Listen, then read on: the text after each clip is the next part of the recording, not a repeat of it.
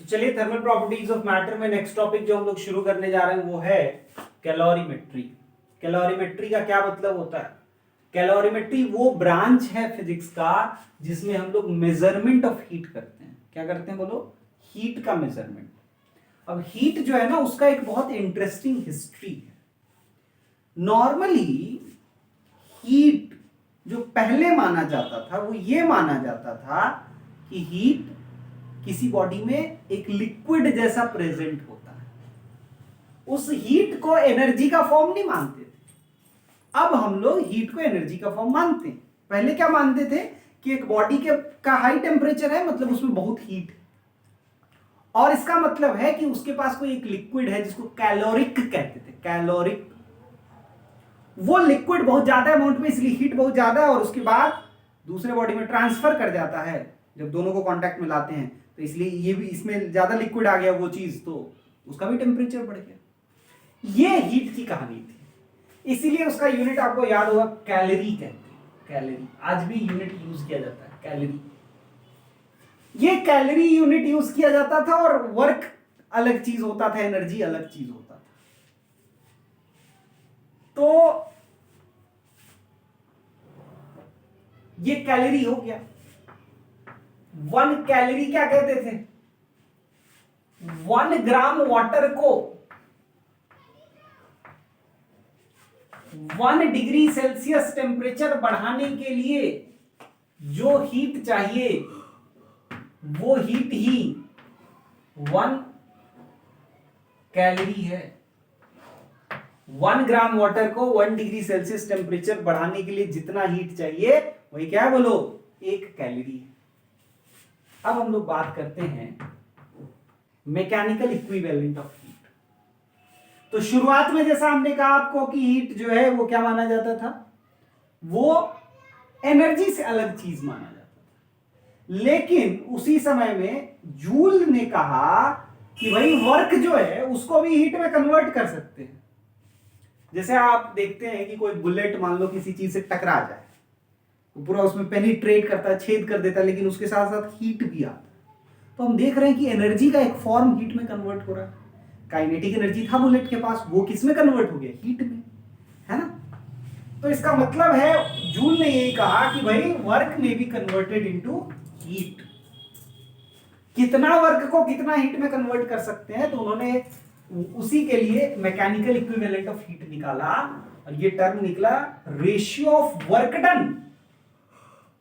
Ratio of work done to heat. कितने work done से कितना हीट प्रोड्यूस हो सकता है।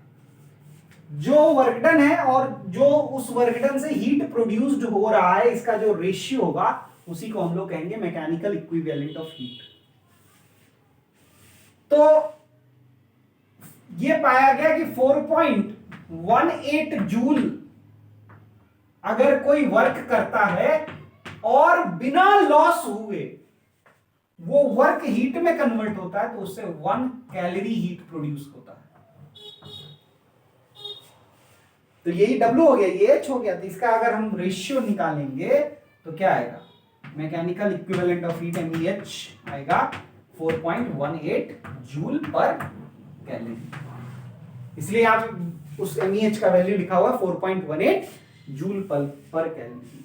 बाद में क्या हुआ? बाद में पता चल गया कि भाई हीट भी कुछ वो सब नौटंकी था। 2 अलग अलग यूनिट में तुम सेम चीज को मेजर कर रहे थे, और भाई हीट भी एनर्जी का ही फॉर्म है। तो उसके बाद से कैलोरी एक अलग यूनिट ऑफ एनर्जी बन गया, और 1 कैलोरी को 4.2 जूल के इक्विवेलेंट मान लिया गया। तो यही वो चीज है और कुछ नहीं। अभी हम लोग का हीट का क्या कॉन्सेप्शन है वो इंपॉर्टेंट है समझना। अभी जो प्रेजेंट कॉन्सेप्शन ऑफ हीट है वो क्या है समझ लीजिए। कोई बॉडी के पास हीट नहीं होता, किसी बॉडी के पास हीट होता नहीं है, पर आप सोचेंगे कि सर टेम्परेचर हाई रहता है तो उसको छूते हैं तो हीट जैसा तो लगता है। जब वो बॉडी के पास, अगर मान लो किसी बॉडी का टेम्परेचर हाई है तो आप टच करते हैं, तो वो जो एनर्जी उसके पास है उसको हम बोलते हैं थर्मल एनर्जी, उसको हीट नहीं कहते। क्या बोलते बोलो? Thermal energy. तो किसी बॉडी के पास हीट होता नहीं है, उसके पास क्या होता है बोलो? थर्मल थर्मल एनर्जी होता है भाई साहब। अच्छा, दूसरे के पास कम थर्मल एनर्जी, जिसके पास ज्यादा थर्मल एनर्जी उसका टेम्परेचर हाई, और जिसके पास कम थर्मल एनर्जी उसका टेम्परेचर लो। और जब दोनों को कांटेक्ट में लाते हैं तो एनर्जी का ट्रांसफर होता है। जो एनर्जी ट्रांसफर हो रहा है, ट्रांसफर के दौरान कहते हैं हीट। यही एनर्जी ट्रांसफर हो रहा है। तो इसका मतलब ये हुआ किसी बॉडी के पास हीट होता नहीं है। हीट केवल क्या होता है? हीट केवल ट्रांसफर होता है। किसी बॉडी के पास हीट होता नहीं है। हीट केवल क्या होता है बोलो? ट्रांसफर होता है। So heat only gets transferred. तो हीट जो है वो एक तरीका होता है जिससे हम एनर्जी ट्रांसफर करते हैं। तो it exists only during transition, it exists only during transfer. ये बॉडी के पास नहीं होता। जब ये हीट चला जाएगा यहां पर तो ये थर्मल एनर्जी का पार्ट हो जाएगा, जो कि ब्रॉडली किसके अंदर आता है? इंटरनल एनर्जी के अंदर आता है। तो आई होप इतना जो कॉन्सेप्ट है वो क्लियर हो गया होगा। हीट कैपेसिटी अब हम इसके बाद पढ़ेंगे, पहले इतना कॉपी कर लें।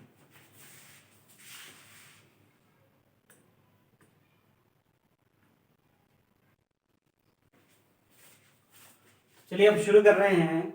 हीट कैपेसिटी क्या होता है समझिएगा। मान लीजिए कोई बॉडी,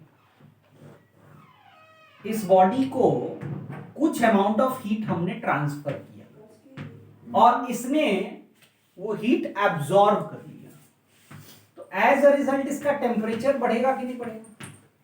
हम लोग इसमें अज्यूम कर रहे हैं कि इसका फेज चेंज नहीं हो रहा। अगर फेज चेंज होगा तो उसके दौरान आप हीट देते हैं लेकिन उसका टेम्परेचर नहीं बढ़ता है। तो साधारण सिचुएशन मान रहे हैं, वी आर अज्यूमिंग कि वो कहीं से भी मेल्टिंग या बॉइलिंग पॉइंट के आसपास में नहीं। तो जो भी हीट देंगे उससे टेम्परेचर बढ़ेगा। तो राइज इन टेम्परेचर आप समझ रहे हैं must be directly proportional to delta, है कि नहीं? बोलो, जितना ज्यादा आप हीट देंगे उतना ज्यादा टेम्परेचर बढ़ेगा, कम हीट देंगे कम टेम्परेचर बढ़ेगा। तो rise in temperature is directly proportional to heat transferred.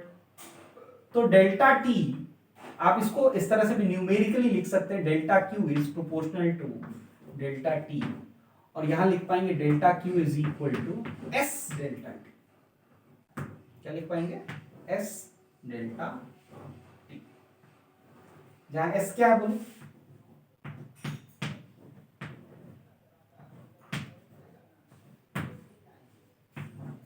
S is delta Q upon delta T. इसी को हम लोग हीट कैपेसिटी कहते हैं। क्या बोलते हैं? Heat capacity.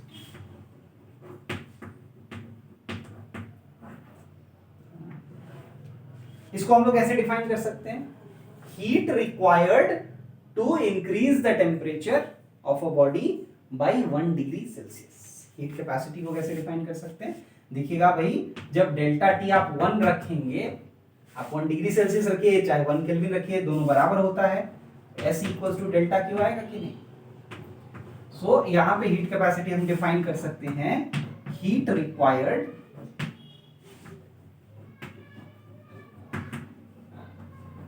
To increase temperature of body by 1 kelvin या 1 डिग्री सेल्सियस। इसको हम लोग हीट कैपेसिटी कहते हैं। अब आगे बढ़ते हैं। नेक्स्ट, इसके यूनिट को भी एक बार देख लिया जाए।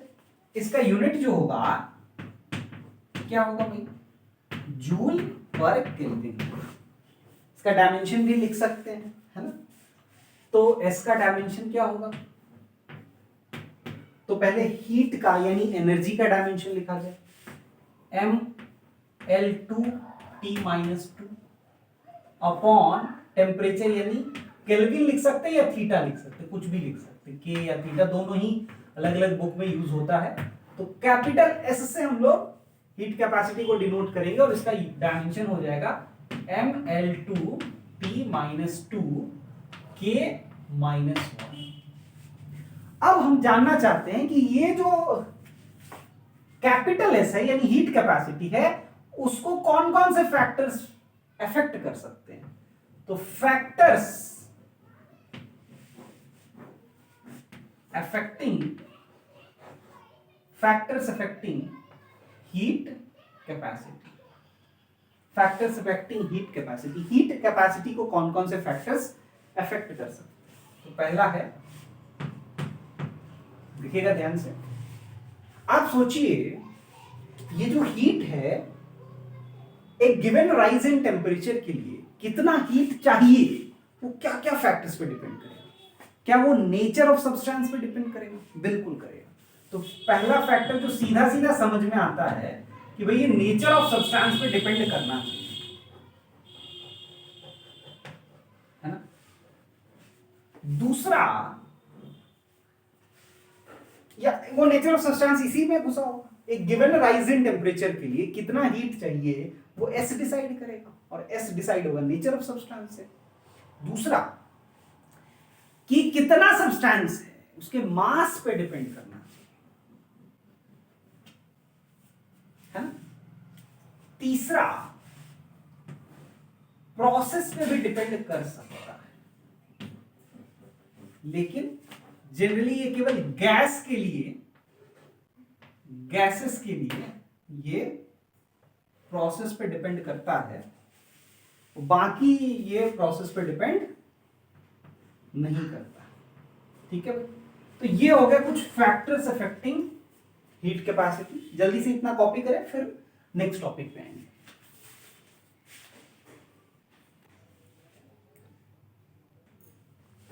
देखिए, इसमें एक और फैक्टर है जो इंपॉर्टेंट है, वो है टेम्परेचर। ये टेम्परेचर पे भी डिपेंड कर सकता है, लेकिन बहुत कम डिपेंडेंस उस पे होता है। कितने टेम्परेचर पे वो पर्टिकुलर राइज इन टेम्परेचर हो रहा है उस पर डिपेंड करता है। जैसे आप 20 डिग्री सेल्सियस पे हैं और तब आप 4 डिग्री सेल्सियस का टेम्परेचर चेंज कर रहे हैं, और 70 डिग्री सेल्सियस पे हैं तब भी आप 4 डिग्री सेल्सियस का चेंज इन टेम्परेचर कर रहे हैं, तो हीट रिक्वायर्ड लगभग सेम होगा, थोड़ा वेरिएशन होगा। इसीलिए कहा जाता है कि कैपिटल एस जो होगा वो टेम्परेचर पे भी डिपेंड करेगा।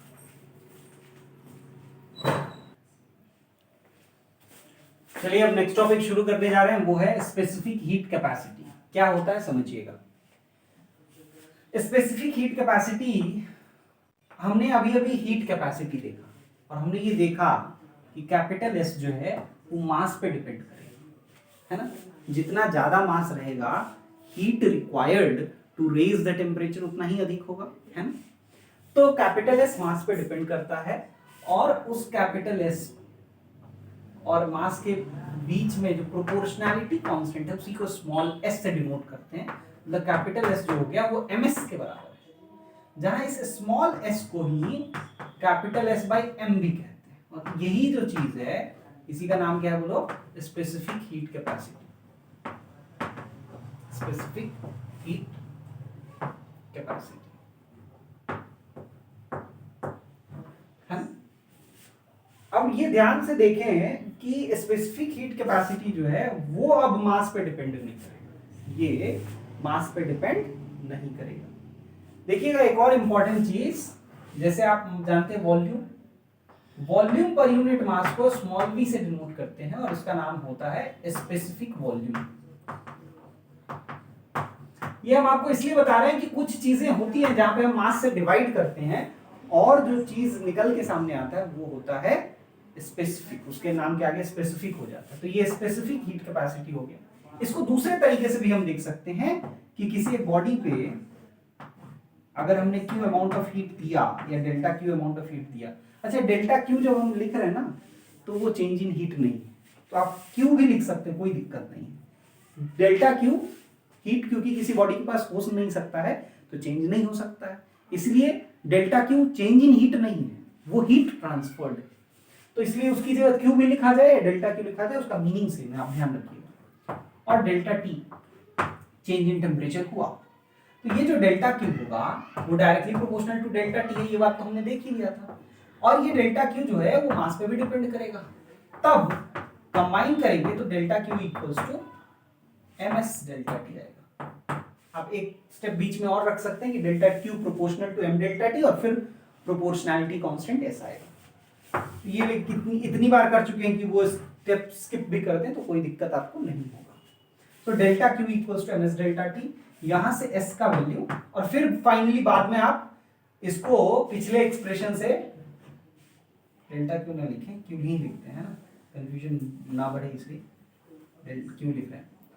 Q equals to S delta T से अगर आप इक्वेट करेंगे या कंपेयर करेंगे तो आपको capital S equals to m s यहां भी आ जाएगा। तो स्मॉल एस जो है वो क्या हो गया, Q by M delta T. अब इसको कैसे डिफाइन करेंगे, हीट रिक्वायर्ड आप लिख लें, heat required to raise the temperature of a body of mass 1 kg by 1 Kelvin is called specific heat capacity. I repeat, heat required to increase the temperature of a body of mass 1 kg by 1 Kelvin is called specific heat capacity. और इसका unit क्या होगा, joule पर KG पर kelvin या पर degree centigrade. और क्या उसी हिसाब से इसका डायमेंशन भी निकाला जा सकता है, बिल्कुल। स्मॉल इसका जो डायमेंशन आएगा वो क्या आ जाएगा बोलो, एनर्जी का डायमेंशन पहले लिखते हैं, mL2T-2 बाई केल्विन करेंगे तो K-1 होगा, और बाई m करेंगे तो ये m जो था वो 0 हो जाएगा। तो ये आ जाएगा इसका डायमेंशन, ये स्पेसिफिक हीट कैपेसिटी का डायमेंशन हो गया। अब ये किन किन फैक्टर्स पे डिपेंड करेगा, तो ये 3 फैक्टर्स पे डिपेंड करेगा। मास वाला फैक्टर तो हमने अब इक्वेशन में हम ले आए, तो अब इसके पास जो बचा हुआ है, देखो भाई इसमें मास का फैक्टर था नहीं तो सब इसी के पास था। अब इसने इसको कुछ ट्रांसफर किया, जब यहां से यहां आ रहा था तो मास तो हट गया, बाकी 3 फैक्टर्स बच गए। तो क्या क्या थे वो 3 फैक्टर्स, ये थे टेम्परेचर, है ना, दूसरा नेचर, और गैसियस के लिए प्रोसेस, गैसियस मटेरियल्स के लिए प्रोसेस भी, टेम्परेचर, नेचर और प्रोसेस, ये 3 फैक्टर्स हैं जिसपे molar specific heat capacity depend करता है। आगे बढ़ जाते हैं, एक बहुत ही इंपॉर्टेंट चीज यहीं से रिलेटेड है, उसको यहीं पे पढ़ लेते हैं, कैलोरीमेट्री में बहुत काम आता है, न्यूमेरिकल सॉल्विंग में, वाटर इक्विवेलेंट ऑफ हीट। क्या होता है कि हम लोग कैलोरीमेट्री में जनरली आइस, वाटर और वाटर वेपर का यूज करते हैं, न्यूमेरिकल्स में भी बहुत यूज होता है। तो उसमें अगर कोई और मटेरियल भी है जो इन्वॉल्व है तो उसको भी एक इक्विवेलेंट अमाउंट ऑफ वाटर जैसा मान लेना अच्छा रहता है, हमारे लिए न्यूमेरिकल सॉल्विंग आसान हो जाता है, क्योंकि उसको भी एक पर्टिकुलर टेम्परेचर पे एक particular amount of water assume किया जा सकता है, और उसी को वाटर इक्विवेलेंट ऑफ हीट कहते हैं। तो ये किसी सब्सटेंस के लिए निकाला जाता है, जैसे एग्जांपल है कैलोरीमीटर। कैलोरीमीटर का वाटर इक्विवेलेंट आपको पता रहेगा और वहां से कैलोरीमेट्री के कैलकुलेशंस आप कर सकते हैं। तो ये होता क्या है, it is the mass of water, ये बेसिकली आपको ग्राम या केजी में रहेगा। ये वो मास ऑफ वाटर है which requires same amount of heat, जिसको सेम अमाउंट ऑफ हीट चाहिए as required by the body. जिस बॉडी का आप वाटर इक्विवेलेंट ऑफ हीट निकाल रहे हैं, उस बॉडी को एक पर्टिकुलर राइज इन टेम्परेचर के लिए जितना हीट चाहिए। तो अब क्वेश्चन पूछेंगे कि भाई वाटर के पास गया, पूछे भाई साहब कितना अमाउंट लें कि आपको भी उतना ही हीट चाहिए होगा, तो वो बताएगा भाई इतना अमाउंट ले लो, तो वो जो अमाउंट होगा वही वाटर इक्विवेलेंट। समझ रहे हैं, मतलब कैलोरीमीटर को एक पर्टिकुलर राइज इन टेम्परेचर के लिए जितना हीट चाहिए, उस वाटर को भी उतने ही राइज इन टेम्परेचर के लिए अगर सेम हीट चाहिए, तो जितना अमाउंट ऑफ वाटर होगा उस अमाउंट ऑफ वाटर को इस कैलोरीमीटर का क्या बोला जाएगा, water equivalent. So mass of water which requires the same amount of heat as required by the body, whose water equivalent is being calculated for same rise in temperature। मतलब दोनों का heat required same है for same rise in temperature, तो delta T cancel हो जाएगा। तो उस मास of water को ही हम वाटर इक्विवेलेंट कहते हैं। तो वो mass of water equals to mass of body into S of body by S of water. ठीक है भाई, तो यहां पे चीजें समाप्त हो जाएंगी। समझ पा रहे हैं, जल्दी से इतना कॉपी करें फिर आगे बढ़ेंगे।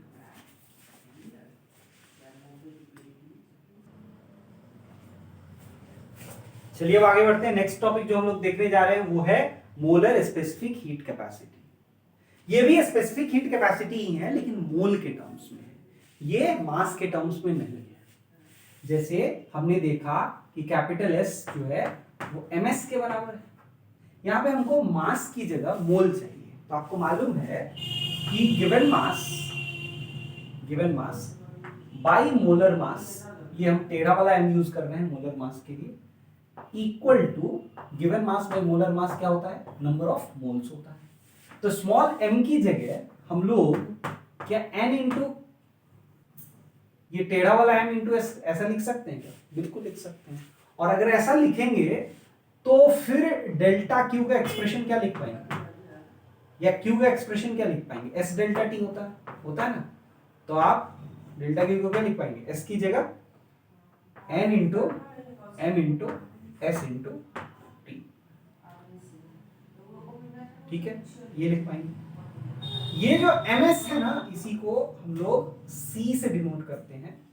ये दोनों केवल नेचर ऑफ मटेरियल और ये टेम्परेचर पे डिपेंड करता है, इसीलिए इसको हम लोग लिखते हैं NCT।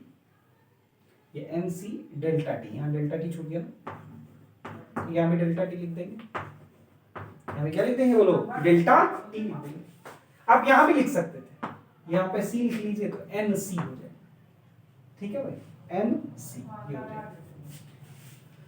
क्या क्या रिलेशन हो गया आपको ध्यान रखना है, S बाई M करेंगे तो स्मॉल s आ जाएगा, और S बाई N करेंगे तो C आ जाएगा, ठीक है। आपस में भी रिलेशन है, बिल्कुल है। आप देखिए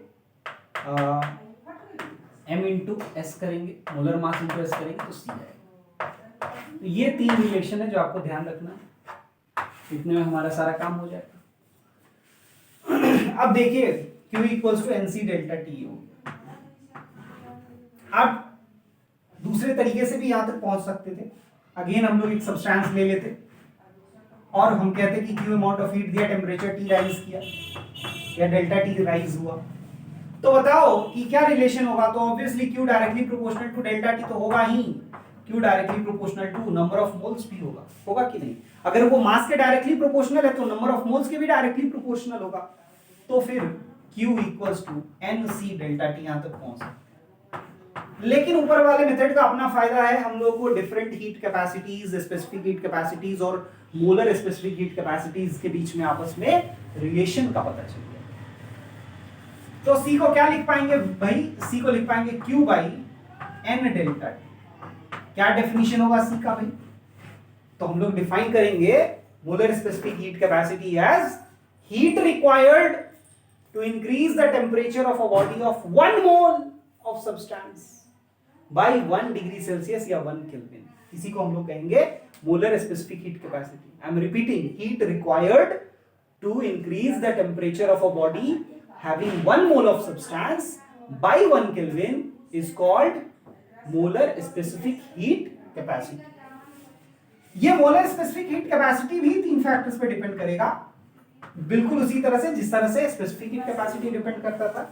ये डिपेंड करेगा टेम्परेचर पे, ये डिपेंड करेगा नेचर ऑफ सब्सटेंस पे, और ये भी डिपेंड करेगा प्रोसेस पे। Temperature, nature of substance and process. इसके यूनिट की बात कर लेते हैं। इसका जो यूनिट होगा वो क्या होगा, जूल पर मोल पर केल्विन। और इसके यूनिट के साथ डायमेंशन की अगर बात करें, C का डायमेंशन देखें तो वो क्या होगा, जूल का तो होगा ही M/L2T-2। इसमें ये और ये दोनों एज अ डायमेंशन आएगा, क्योंकि मोल भी फंडामेंटल क्वांटिटी होता है और टेम्परेचर भी फंडामेंटल क्वांटिटी होता है। तो वहां से C का डायमेंशन हमारा आ जाएगा। अब ये प्रोसेस पर डिपेंड करता है, इसीलिए इसका 2 इंपॉर्टेंट वैल्यूज होता है, CP और CV। C के 2 अलग अलग वैल्यूज हैं, CP और CV। CP क्या है, molar specific heat capacity at constant pressure. भाई C है तो मोलर स्पेसिफिक हीट कैपेसिटी तो है ही, और जब P लगा हुआ है तो at constant pressure. So molar specific heat capacity at constant pressure और ये है molar specific heat capacity at constant volume. जैसे आप प्रोसेस के बारे में जानते हैं, आइसोबैरिक प्रोसेस होता है, आइसोकोरिक प्रोसेस होता है। तो आइसोबैरिक प्रोसेस में क्या कांस्टेंट रहता है? प्रेशर। आइसोकोरिक प्रोसेस में क्या कांस्टेंट रहता है? वॉल्यूम। तो जब आइसोबैरिक प्रोसेस होगा और उसमें आप हीट एक्सचेंज करेंगे तो वो सीपी, वहां पे जो मोलर स्पेसिफिक हीट कैपेसिटी आएगा उसको सीपी से डिनोट करते हैं।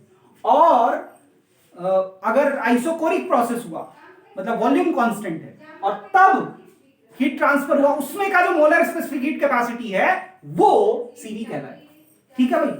अब ये क्वेश्चन पूछता है कि सीपी ग्रेटर देन सीवी होता है, क्यों होता है वो बताइए। आपको एक फैक्ट बता दे, CP minus CV equals to r होता है। आर आप जानते हैं, यूनिवर्सल गैस कांस्टेंट। ठीक है, ये केमिस्ट्री में आपने पढ़ा है, ये आगे हम लोग आगे चैप्टर में इसको डिराइव करेंगे। सीपी हमेशा सीवी से बड़ा होगा। आर एक positive universal gas constant positive number है, ऑब्वियसली वो बड़ा होना चाहिए। सेकेंड पॉइंट कि कई बार ये पूछा है भाई, यहां से बताओ एसपी और एसवी को सब्ट्रैक्ट करेंगे तो क्या आएगा। तो देखिए सीपी माइनस सीवी की जगह यहां पे सी की जगह m इंटू एस, यानी कि मोलर मास से मल्टीप्लाई करके सेम रिलेशन आर लिखा जा सकता है कि नहीं लिखा जा सकता बताइए। सीपी की जगह क्या लिख पाएंगे? Molar mass into SP. Yes और नो? सी की जगह मोलर मास इंटू एस, तो सीपी की जगह मोलर मास इंटू एसपी, और सीवी की जगह मोलर मास इंटू एसवी, और मोलर मास बाहर आ गया। तो एसपी माइनस एसवी अगर करेंगे तो वो आएगा आर बाई मोलर मास। अब ध्यान से सुने, क्वेश्चन अगर पूछा जाए कि बताओ क्या ये सब्ट्रैक्शन नेचर ऑफ गैस पे डिपेंड करता है कि नहीं करता, जैसे N2 और O2। तो देखिए Cp माइनस Cv का जो सब्ट्रैक्शन है वो नेचर ऑफ गैस पे डिपेंड नहीं करता, यूनिवर्सल गैस कांस्टेंट के इक्वल है। लेकिन Sp माइनस Sv क्या है? R बाई M है, मोलर मास भी उसमें आ गया, यानी कि ये जो होगा वो नेचर ऑफ गैस पे डिपेंड करेगा। O2 के लिए अलग होगा, N2 के लिए अलग होगा, एंड सो ऑन। अब होता क्या है, एक बार इसके सिंबल में ना परेशानी है। आप कई बुक्स में देखेंगे कि CP CV molar specific heat capacity के लिए तो किया ही है, हीट कैपेसिटी के लिए, स्पेसिफिक हीट कैपेसिटी के लिए भी यूज कर लिया है। समझ रहे हैं? मतलब कई बार सी, कैपिटल सी और स्मॉल सी इस तरह से यूज कर लेता है। हालांकि एनसीईआरटी ने इस तरह के सिंबल्स यूज किए जो हम यूज कर रहे हैं, जिसमें कोई कंफ्यूजन नहीं है, लेकिन जेई मेन ने क्वेश्चन पूछ दिया है। जेई मेन ने पूछ दिया, बताओ सीपी माइनस सीवी डिपेंड करेगा या नहीं गैस के नेचर पे। तो हमने जो थ्योरी पढ़ा उसमें तो इंडिपेंडेंट ऑफ नेचर है, लेकिन वहां पे उसने लिखा हुआ था here C is specific heat capacity. Specific heat capacity है, मतलब वो वास्तव में सीपीसीवी नहीं है, वो वास्तव में एसपीएसवी है। तो वो नेचर ऑफ गैस पे डिपेंड करेगा, है ना। तो ये चीज का आप खास ध्यान रखेंगे। दूसरा एक क्वेश्चन ये पूछा जाता है जो इनसे थ्योरी में पूछा जाता है स्कूल एग्जाम्स में, कि बताओ भाई सीपी ग्रेटर देन सीवी क्यों होगा। सुनिएगा ध्यान से। मान लीजिए हमने एक कंटेनर लिया, वहां पे एक पिस्टन लगा हुआ है, एक आइसोबैरिक प्रोसेस लेते हैं, पी कांस्टेंट है और दूसरा वॉल्यूम कांस्टेंट, ये वॉल्यूम कांस्टेंट। तो जब इसको हीट करेंगे तो क्या ये पिस्टन मूव करेगा? यस। तो जो हम हीट दे रहे हैं ना, वो हीट ना केवल इसके टेम्परेचर को बढ़ाएगा, बल्कि कुछ हीट किसमें भी काम आएगा, कुछ हीट काम आएगा इसके एक्सपेंशन में। लेकिन क्योंकि इसमें वॉल्यूम कांस्टेंट है तो इसमें एक्सपेंशन में तो कोई काम आना नहीं है। तो जो भी हम हीट देंगे वो क्या होगा, केवल टेम्परेचर बढ़ाएगा। तो अगर सेम राइज इन टेम्परेचर कर रहे हैं दोनों का, तो ऑब्वियसली इसमें आपको ज्यादा हीट देना पड़ेगा, क्योंकि इसमें आधा हीट गया टेम्परेचर बढ़ाने में और कुछ हीट गया वॉल्यूम को भी बढ़ाने में। लेकिन यहां पे वॉल्यूम नहीं बढ़ना था, केवल टेम्परेचर बढ़ना था, तो इसलिए हीट पूरा यूज हुआ केवल टेम्परेचर बढ़ाने में। And that is why CP is always greater than CV. I hope इतना समझ में आ गया होगा, जल्दी से कॉपी कर लें।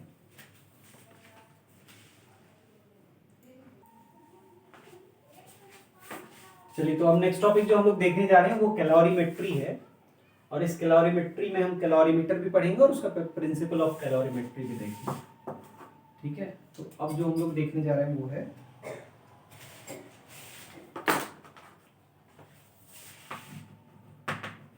Principle of calorimetry.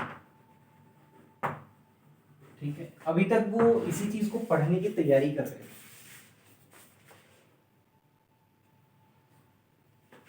तो प्रिंसिपल ऑफ कैलोरीमेट्री क्या है भाई? ये कहता है heat loss equal to heat gain. Basically ना इस कैलोरीमीटर में हम लोग कुछ सब्सटेंसेस को मिक्स करेंगे, जैसे मान लो आइस और वाटर, और फाइनल टेम्परेचर मेजर करेंगे। ठीक है, तो जो ठंडा चीज वो हीट गेन करेगा और जो गर्म है वो हीट लूज करेगा। तो इसका प्रिंसिपल यही कहता है heat loss equal to heat gain, जितने सब्सटेंस है उन सबका। अगर हम अज्यूम करें कि कैलोरीमीटर कोई हीट नहीं गेन कर रहा है, तो मान लो एक सब्सटेंस है, उसका मास m1 है, उसका स्पेसिफिक हीट कैपेसिटी s1 है, और वो T1 टेम्परेचर पे। कोई दूसरा बॉडी है जिसका मास m2 है, उसका स्पेसिफिक हीट कैपेसिटी s2 है, और वो T2 टेम्परेचर पे। और ऐसा भी अज्यूम कर लेते हैं T2 is greater than T1, मतलब ये हायर टेम्परेचर पे और ये लोअर टेम्परेचर, और ये दोनों को मिक्स करते हैं। ये दोनों आइस वाटर हो सकते हैं, वाटर और वाटर वेपर हो सकता है, आइस और वाटर वेपर हो सकता है, दो से अधिक सब्सटेंस भी हो सकते हैं, पर वो हम लोग न्यूमेरिकल एस्पेक्ट में देखेंगे। थ्योरेटिकल एस्पेक्ट में हम लोग केवल दो बॉडीज के हीट के लॉस और गेन को देख रहे हैं। कैलोरीमीटर भी कुछ हीट गेन कर सकता है, उस एस्पेक्ट को भी न्यूमेरिकल में ही हम लोग देखेंगे। थ्योरी में बस इतना ही देख रहे हैं कि दो बॉडीज में ये प्रिंसिपल कैसे काम करता है। जब ये दोनों मिक्स कर रहे हैं, वी आर अज्यूमिंग कि किसी का भी फेज चेंज नहीं हो रहा है, नहीं तो उसको भी कंसिडर करना होगा। अभी के लिए अज्यूम कर रहे हैं कि किसी का फेज चेंज नहीं हो रहा है और दोनों मिलके एक कॉमन टेम्परेचर T पे आ रहे हैं। तो इसका टेम्परेचर बढ़ेगा, इसका टेम्परेचर डिक्रीज होगा। तो इसका जब टेम्परेचर बढ़ेगा तो ये जो हीट लॉस, हीट गेन कर रहा है, वो होगा m1 s1 और T माइनस T। ये हीट गेन किया equal to loss m2 s2, और अगर यहां भी T माइनस T2 करें तो दिक्कत हो जाएगा भाई। क्यों? ये नेगेटिव हो जाएगा, ये पॉजिटिव हो जाएगा। तो सही है, नेगेटिव है लॉस बता रहे हैं और पॉजिटिव है गेन बता रहे हैं, लेकिन दोनों को इक्वल नहीं कर पाएंगे ना। फिर 20 joule equals to minus 20 joule, ये तो गलत बात हो जाएगी। तो इसके आगे आप माइनस लगा देंगे, तो फाइनली एक्सप्रेशन क्या हो जाएगा? m1 s1 T minus T1 equals to m2 s2 और T2 माइनस T। ये हो जाएगा फाइनल एक्सप्रेशन।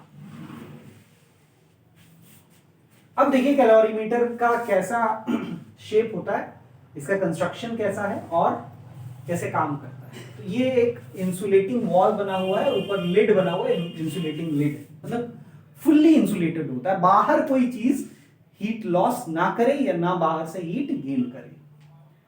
इनर वेसल है, ये कैलोरीमीटर है, इसके अंदर ये टेम्परेचर है, थर्मोमीटर है जो टेम्परेचर मेजर कर रहा है। हम इसमें सब्सटेंस को रख देंगे और मान लीजिए कभी कभी उसको घुमाना पड़ सकता है ना, कोई जगह पे कम टेम्परेचर वाला चीज जाके जम जाए और बाकी जगह काम हो रहा है, तो उसको स्टर करने के लिए स्टरर रखा हुआ है। ये जो चीज है यही कैलोरीमीटर होता है, इसी में ये चीज हम पुट करके कैलोरीमेट्री के एक्सपेरिमेंट्स करते हैं। आई होप आपको इतना समझ में आ गया होगा। जल्दी से कॉपी कर लीजिए।